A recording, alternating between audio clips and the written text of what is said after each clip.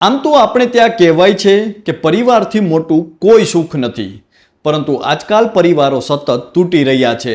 આજના સમયમાં બે સગા ભાઈઓ વચ્ચે મિલકતને લઈને થતા ઝઘડાઓ તો જાણે હવે સામાન્ય વાત બની ગઈ છે.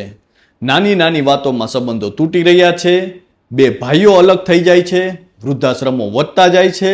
ત્યારે આવા સમયે કોઈ એવો પરિવાર હોય જેના 6 પેઢીના 83 લોકો એક જ છત નીચે રહેતા હોય, તો તમે કહેશો કે આવા સમયે 83 લોકો અને એક સાથે? જી હા, એટલું જ નહીં, આ પરિવાર આજે પણ એક રસોડે જમે છે અને પરિવારમાં 20 મહિલાઓ છે, જેમાં 14 વહુઓ અને 6 સાસુઓ છે, જે સૌ સાથે મળીને આખું ઘર સંભાળે છે. ત્યારે આ પરિવાર વિશે જાણીને તમે પણ આશ્ચર્યચકિત થઈ જશો. નમસ્કાર, આપની સાથે હું છું કૃપાલસિંહ જાડેજા અને 6 પેઢીના 83 લોકોના આ સંયુક્ત પરિવાર વિશે આજે વિગતે વાત કરીએ. વાત ગુજરાતી પર. સુખ દુઃખની વાતો બને, નહીં છાનું કંઈ કોની કને, કોઈનું દિલ ના કહોવાય, પરિવાર ભાવના તહાં કહેવાય. આમ તો આજકાલ પરિવારો સતત છૂટા પડી રહ્યા છે. વડીલોની વાર્તાઓ, બાળકોનો કિલ્લોલ, ભાઈ ભાઈ વચ્ચેનો ભાવ, એકબીજા સાથે આનંદ વહેંચતી મહિલાઓ અને સાથે મળીને લેવાતું ભોજન, આ બધું જ હવે ભૂતકાળ બની ગયું છે.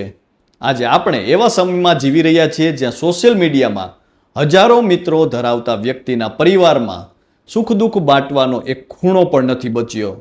ત્યારે આવા સમયે કોઈ પરિવારમાં 83 લોકો એક સાથે રહેતા હોય તો? જી હા, આ વાત છે આંધ્રપ્રદેશના અનંતપુર જિલ્લાના કુર્લાપલ્લી ગામના નાગપ્પા પરિવારની, જેમાં કુલ 83 સભ્યો અને એ પણ એક કે બે નહીં પરંતુ 6 પેઢીઓ એક સાથે રહે છે. મહત્વનું છે કે આ પરિવારમાં 6 સાસુઓ, 14 વહુઓ, લગભગ 20 બાળકો તેમજ દાદા દાદી અને અન્ય વડીલો સાથે રહે છે. આટલા બધા લોકો હોવા છતાં અહીં દરેક વ્યક્તિની જવાબદારી નક્કી છે અને દરેક નિર્ણય સાથે મળીને લેવામાં આવે છે. આ પરિવારમાં દરરોજ સવારની શરૂઆત એક ખાસ પરંપરાથી થાય છે. પરિવારના વડીલો સૌ સાથે બેસે છે અને આખા દિવસનું આયોજન કરે છે કે કોણ ખેતરે જશે, કોણ ઘરનું કામ સંભાળશે, રસોડામાં શું બનશે અને દિવસની બીજી જવાબદારીઓ કોણ ઉપાડશે. આ બધું જ શાંતિથી ચર્ચા કરીને નક્કી કરવામાં આવે છે.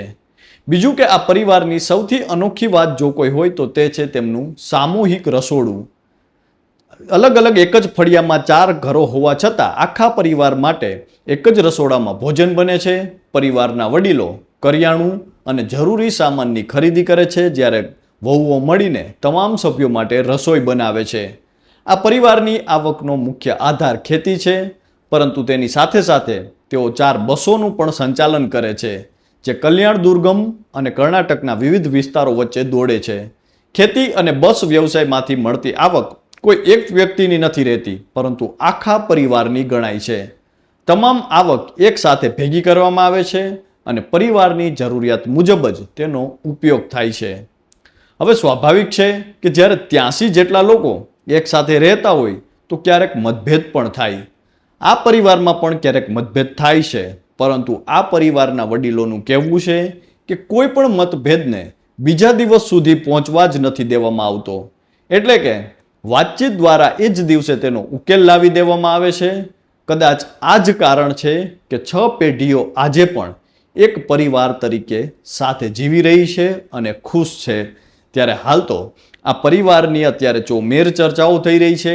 આજે જ્યારે સંબંધો કરતાં સ્વાર્થને વધુ મહત્વ મળતું જાય છે, ત્યારે કુર્લાપલ્લી ગામનો આ નાગપ્પા પરિવાર આપણને યાદ અપાવે છે કે એકતા, વિશ્વાસ, પરસ્પર આદર અને સહકારની ભાવના જો હોય તો આજના સમયમાં પણ પરિવાર સુખથી સાથે રહી જ શકે છે. કદાચ આજના એકલતા અને તણાવયુક્ત ભર્યા જીવનમાં પરિવારના સાથની મોટી કોઈ ઔષધિ કદાચ નથી. આજે લોકો પૈસા પાછળ દોટ મૂકી રહ્યા છે, ત્યારે આવા સમયે પરિવારનો જો સાથ મળી રહે તો જીવનમાં આનાથી મોટું કોઈ કદાચ ધન નથી. ત્યારે આપ સૌ કોઈ પણ આ અંગે શું માનો છો તે કોમેન્ટ કરીને અમને જરૂરથી જણાવજો. તો હાલ તો બસ આટલું જ. ફરી કંઈક આવી જાણીતી વાતોની અજાણી વાતો આપના સુધી પહોંચાડતા રહીશું અને મળતા રહીશું વાત ગુજરાતી પર.